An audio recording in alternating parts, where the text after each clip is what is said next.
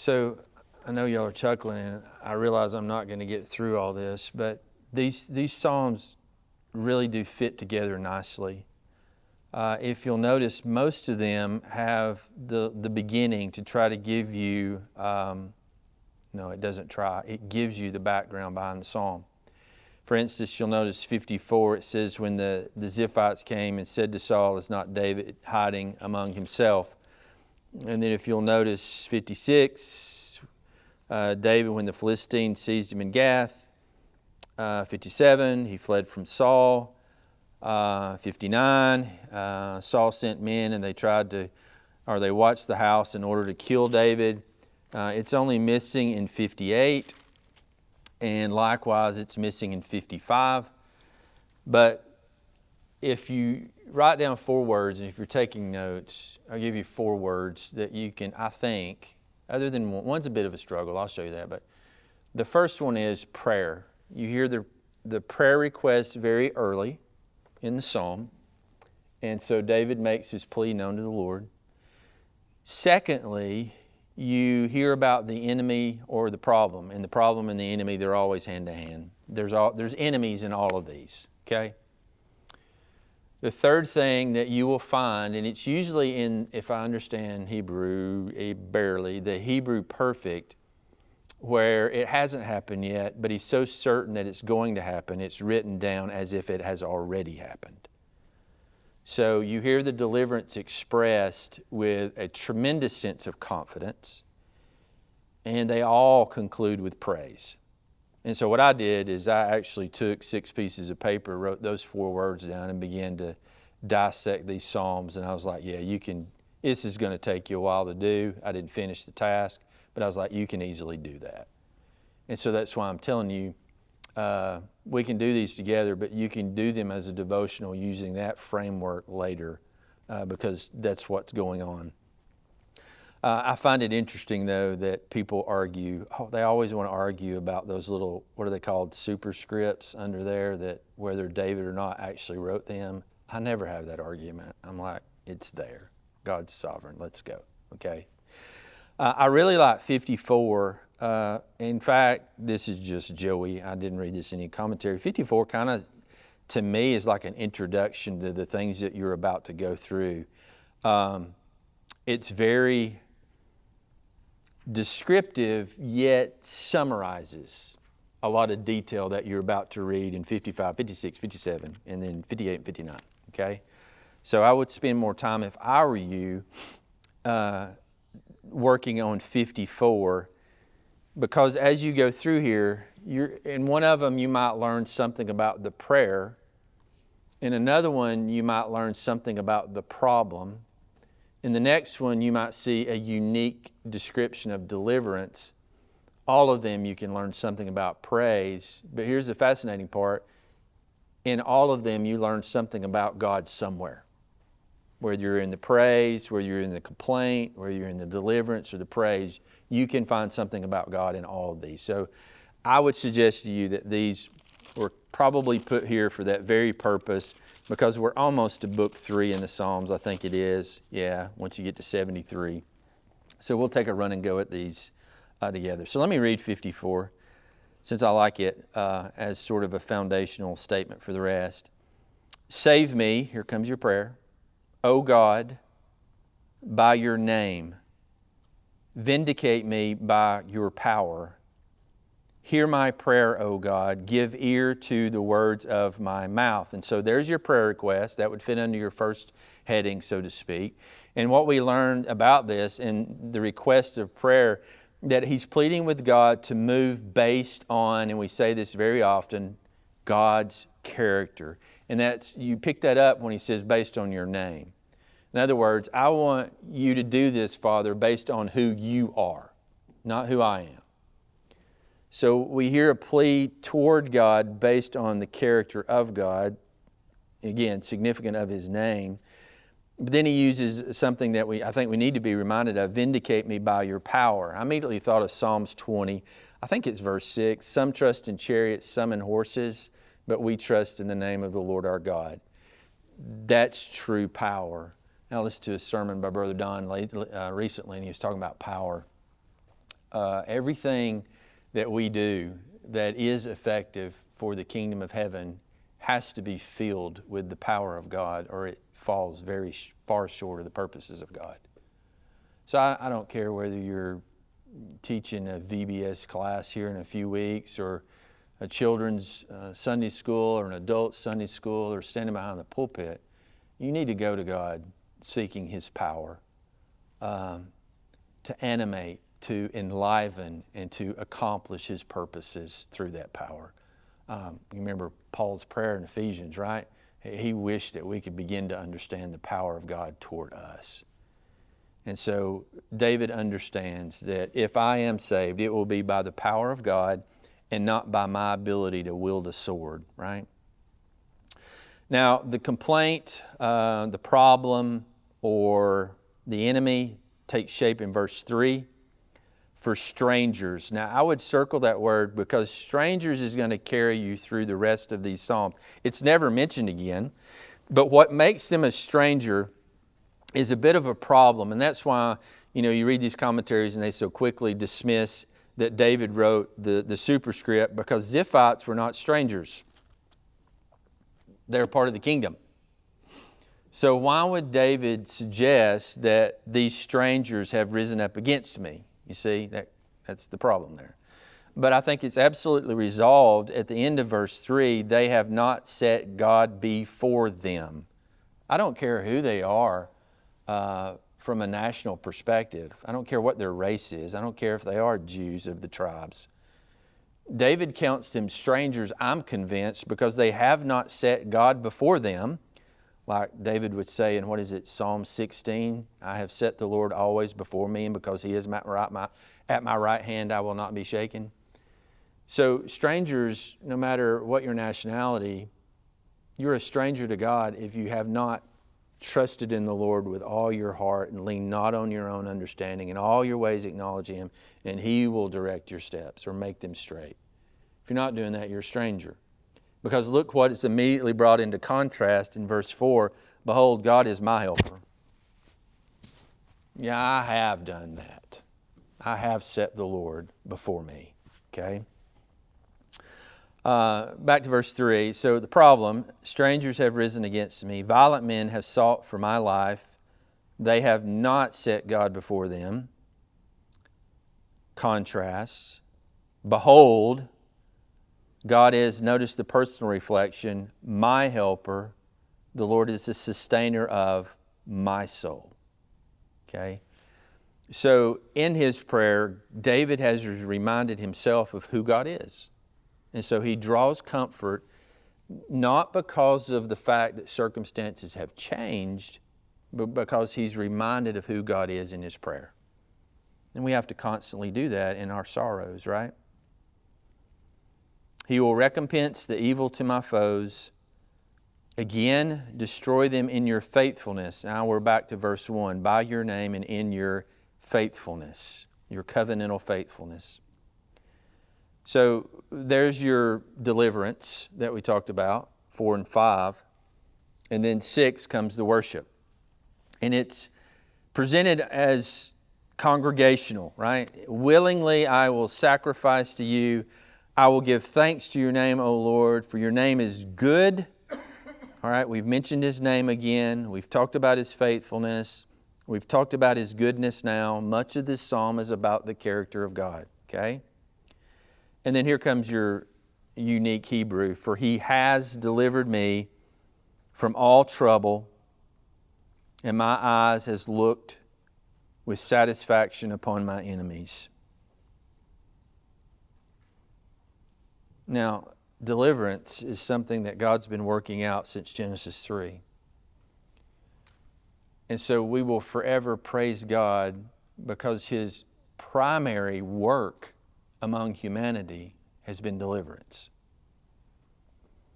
And so David knows that, and he's praising God for that. But I want to add something else to you to carry you through all these Psalms, and that's the last part of verse 7. My eye has looked with satisfaction upon my enemy. Now here's the deal, and I think this is going to help us because we struggle with some of the some of the Psalms that celebrate violence on the enemies of the Lord. And we talked about this a lot the last time we were together. And here's the situation, here's the deal, okay? God's people will always look upon what God has done with satisfaction. If we're under the old covenant and God's killing Philistines, God's people is going to look upon what God has done with satisfaction in their hearts. We're in the new covenant now. That's not what God is doing, okay? God has put us in the period of tremendous grace. He's not destroying people.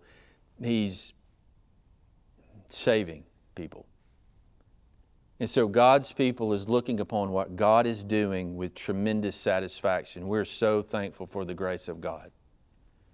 But we know we're going to move out of this time.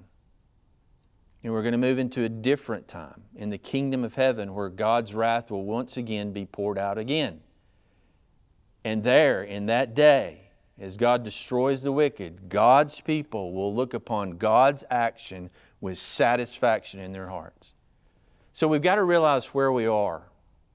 And we got to be careful that we don't bring Old Testament celebration of destruction of our enemies into the new covenant, because that's just not where we are. But one day, in Revelations, what chapter is it, Johnny? We will celebrate the destruction of the wicked? 19? Yeah. We're going to have a party. In fact, it's even referred to by the saints who were beheaded. How long, O Lord? How does it go? The blood of the saints that was poured out was their vengeance. Yeah. Yeah. They're waiting. And so where you find yourself and you read that, just realize where you're at. But know this is a principle, okay? 7 is a principle. My eye has looked with satisfaction. It doesn't matter what God is doing or what He has done. If God has done it or doing it, we will rejoice in it as the people of God. Okay? So it's kind of hard to understand when we read some of these Psalms about longing and looking forward to the death of the wicked. And you can't bring that attitude into the new covenant. It's not where we are, but it will return. Okay? All right, so that gives you kind of outline. 55 is unique. If you got questions, kind of jot them down, and if we have time, we'll come back. 55 is the most intense problem of all of these Psalms. David is absolutely distraught. They don't describe it to David because they cannot think of a situation in the commentaries in which David would be this way.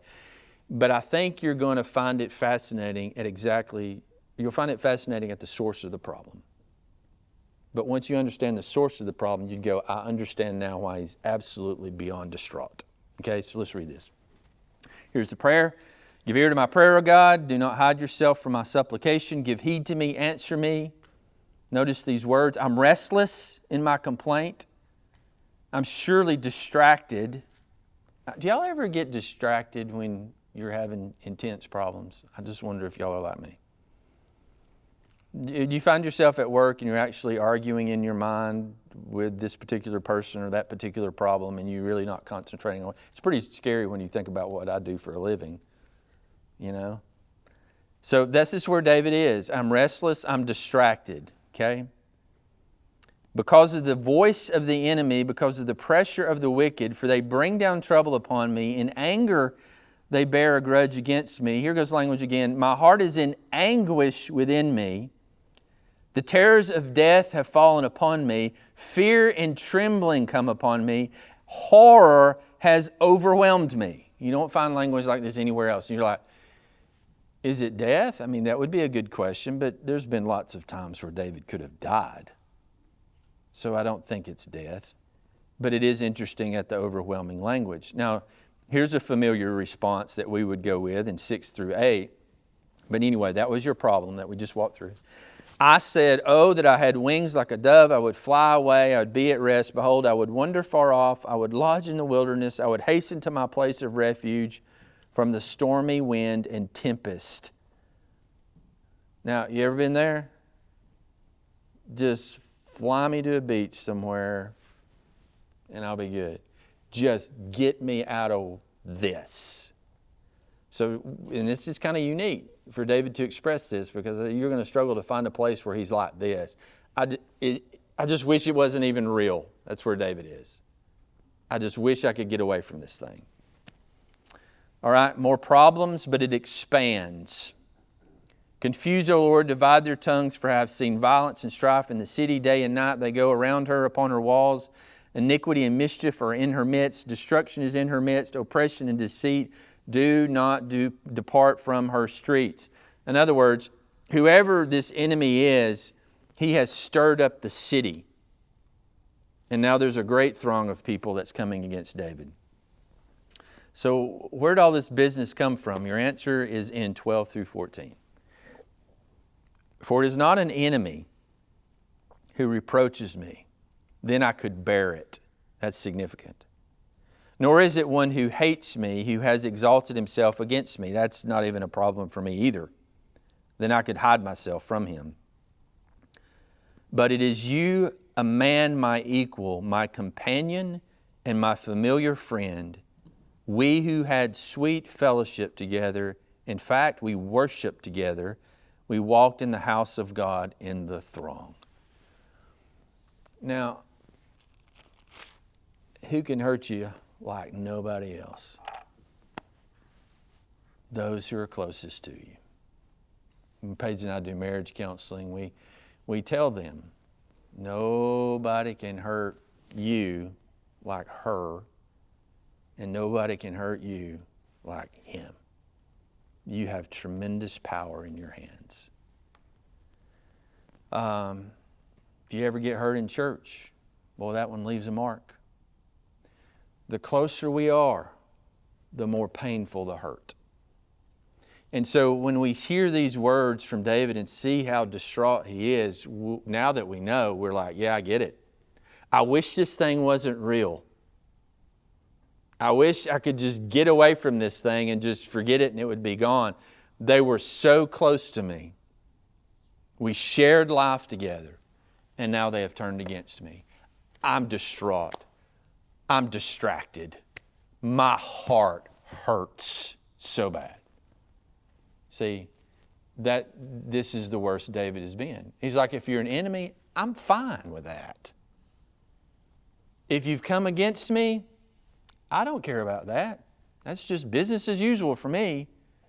But this right here is not business as usual for me. This hurts, okay? So he expresses it in deep woe, and probably almost everybody in the room has been there in some way. But notice the prayer.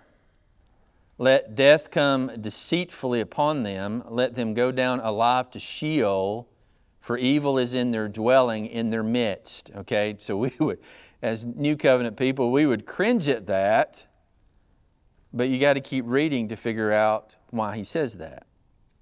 As for me, I shall call upon God, and the Lord will save me. Okay? Evening and morning and at noon, I tirelessly, I would add, complain and murmur to God, which is fine. He will hear my voice. He will redeem my soul. Notice this word. We're still on the inside of David. Not peace, but anguish from the battle which is raging against me. For they are many, remember the city? They've stirred up the city against David. For they are many who strive with me. God will hear and answer them. Even the one who sits enthroned from of old, in whom there is no change, they don't fear him. So David realizes the one who is so close to him never really belonged to the Lord. They've abandoned the Lord. They refuse to listen to the Lord, and they're leading people astray against David. Now you understand 15. He doesn't have a problem saying that. Not only have they risen against David, but they've actually risen against God. They have no fear of God. He has put forth his hands against those who were at peace with him. He's broken a major deal there. Everyone had peace with this particular individual, but he made war. Okay? Notice, he has violated God's covenant, his covenant. And it's a small h. You got to figure out who's his, but that's the way I take it. His speech was smoother than butter, but his heart was at war. His words were softer than oil, yet his words were like two drawn swords. So yeah, David doesn't have a problem with 15 at all. This guy made the front that it is well with my soul, and all the while he was working on the backside of things to destroy things.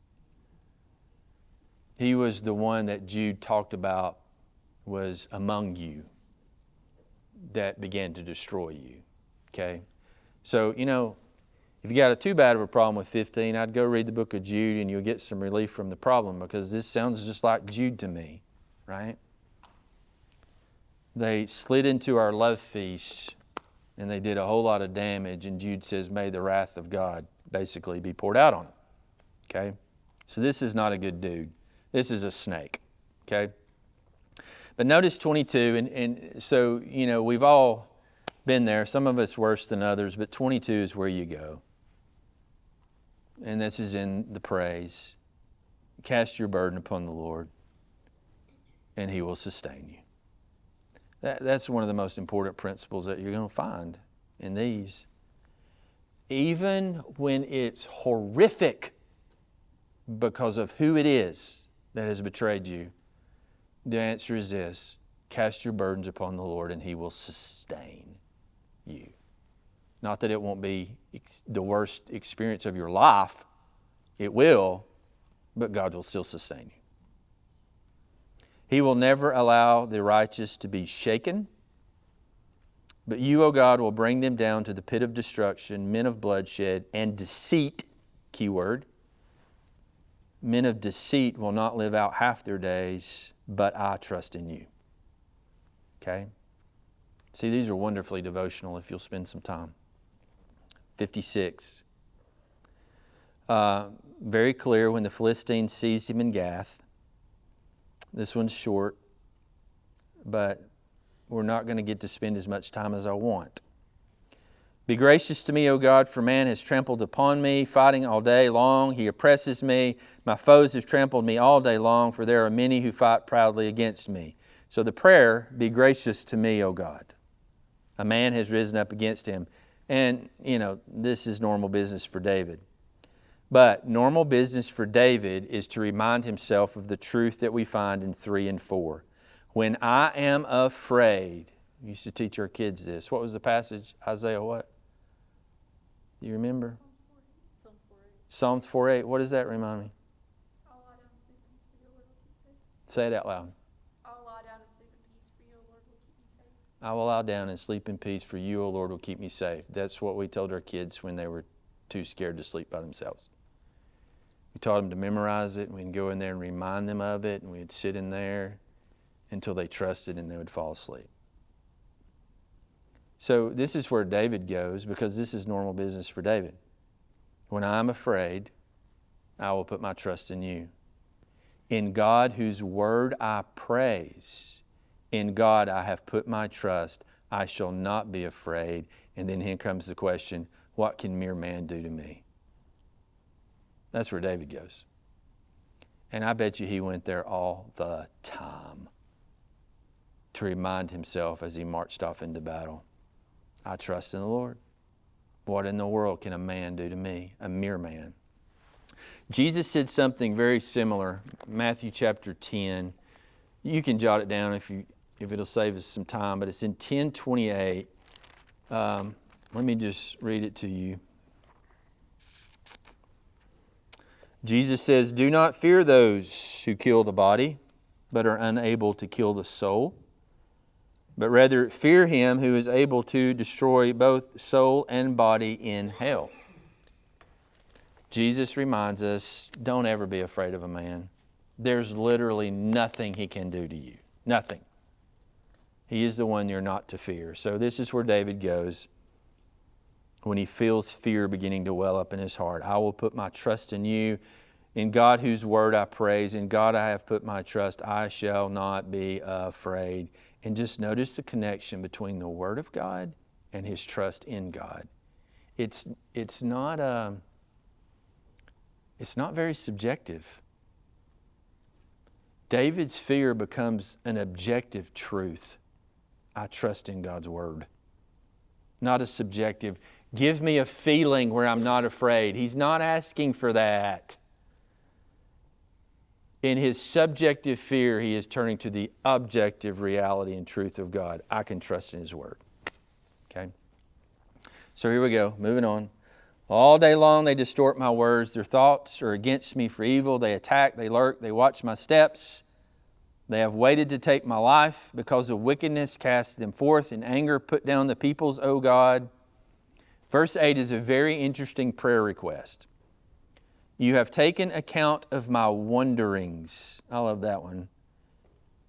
Put, he asks, my tears in your bottle. Are they not written in your book?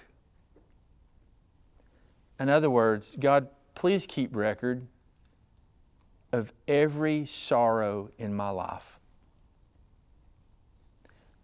And he bases that prayer request on the reality, you have taken account of my wanderings.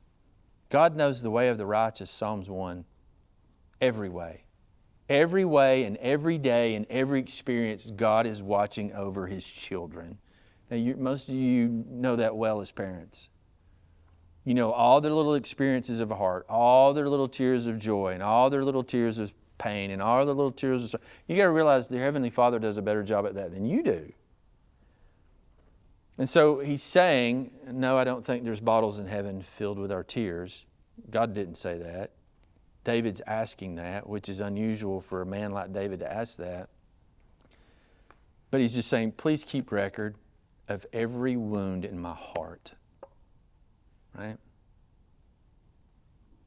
Verse 9, then my enemies will turn back in the day when I call. This I know, that God is for me. In God whose word I praise, in the Lord whose word I praise, in God I have put my trust. I shall not be afraid. What can man do to me? He comes back to it. Off to worship. Your vows are binding upon me, O God. I will render thank offerings to you, for you have delivered my soul from death. Here he goes. That's not yet, but that's the confidence of a man who knows the Lord. Indeed, my feet from stumbling, you have delivered my feet from stumbling, so that I may walk before God in the light of the living. 57. Very similar to 56. But it does remind us of something wonderful. Here we go. Prayer. Be gracious to me, O God, be gracious to me. For my soul takes refuge in you, and in the shadow of your wings I will take refuge. Female reference. God is illustrating Himself as a mother bird or mother hen. And He does that a few times in the Scriptures. So David says, let me just hide under the shadow of your wings. Okay? Until destruction passes by. I will cry to God Most High, to God who accomplishes all things for me. In other words, David rests in this reality. God is going to fulfill His purposes in my life. Period. Now, He will send from heaven and save me. He reproaches him who tramples upon me. God will send forth, and these two attributes of God are going to be taken back up later in the psalm. He will send forth His loving kindness, His covenantal faithfulness, so to speak, and His truth. God's going to send that for David. My faithfulness and my truth. He describes his problem, verse 4. My soul is among lions. I must lie among those who breathe forth fire, even the sons of men whose teeth are spears and arrows. Their tongue a sharp sword. Be exalted above the heavens, O God. Let your glory be above all the earth. They have prepared a net for my steps. My soul is bowed down. They've dug a pit before me, but they themselves have fallen into the midst of it. Here comes the worship. My heart is steadfast. Now, what has he said? The most significant thing that he says in this psalm that makes his heart so certain. I'll tell you exactly what it is. God accomplishes His purposes in our life even when we're suffering. It's a part of His plan. He's perfecting His people. So even in this time, this particular person, whoever He's referring to, or this situation where Saul is chasing them in the cave, that's what it is. He's like, even in this moment, I will trust in the Lord, knowing that God is accomplishing His purposes in my life. As I run and hide in the caves, I trust, my heart is still, because I know God is accomplishing everything. Right? So, since he knows that, even though he's fled from Saul in a cave, I will sing. Yes, I will sing praises. Awake my glory, awake harp and lyre. I will awaken the dawn, and I will give thanks to you, O Lord, among the peoples. This is congregational. I will sing praises to you among the nations. That's a missional statement. I don't even like the word missional, but there you go. Verse 10, for your loving kindness, we picked it back up, is great all the way to the heavens, and your truth to the clouds. In other words, what you sent, may your name be praised for your loving kindness and truth among all nations. Be exalted above the heavens, O God. Let your glory be above all the earth. Okay? You see, they each one have this little verse in there, this little turn in there that's like extraordinarily unique, but it's all the same context, right? That's why I think it's helpful to have these side by side to compare and contrast as you walk through. All right, two more, 58. 58 is unique. In fact, you may struggle to follow my outline in 58. Let me just describe it for you. David is calling judgment down on unrighteous judges. Now, boy, do we understand this in our day, okay? He's warning the judges of the earth, you better judge in justice and in righteousness, because God Himself is a judge, and He will judge you. Difficulty in verse 1, do you indeed speak righteousness, O God's little g?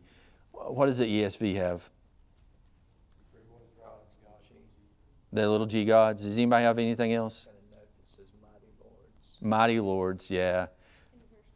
Yeah. What do you get? You judge uprightly, you sons of men. You sons of men. So, yeah, there's a struggle with the word. I would take it in this slant. He's talking about mighty men. He's talking about important and powerful men, which would fit the context if they're judges, okay? Do you indeed speak righteousness, O gods? Do you judge uprightly, O sons of men? Answer, no. In your heart you work unrighteousness. On earth you weigh out, rather than justice, you weigh out violence of your hands. The wicked are estranged from the womb. These who speak lies go astray from birth. They have venom like the venom of serpents, like a deaf cobra that stops up its ear. In other words, he can't be tamed, so that it does not hear the voice of charmers or a skillful caster of spells. In other words, it's a dangerous snake that they can't control. That's you, unrighteous judge. Here's the prayer request. Oh God, shatter their teeth in their mouth. Literally. Punch them in the mouth so hard, Lord, that you break their teeth, because they judge unrighteously. Rather than justice, it's violence. Break out the fangs of the young lions, O Lord. Let them flow away like water that runs off. When He aims His arrows, let them be a headless shaft that's not going to go straight. Let them be as a snail which melts away as it goes along. You can find those during summer. That's pretty gross. But that's what he's referencing, right? Like the miscarriages of a woman which never see the sun.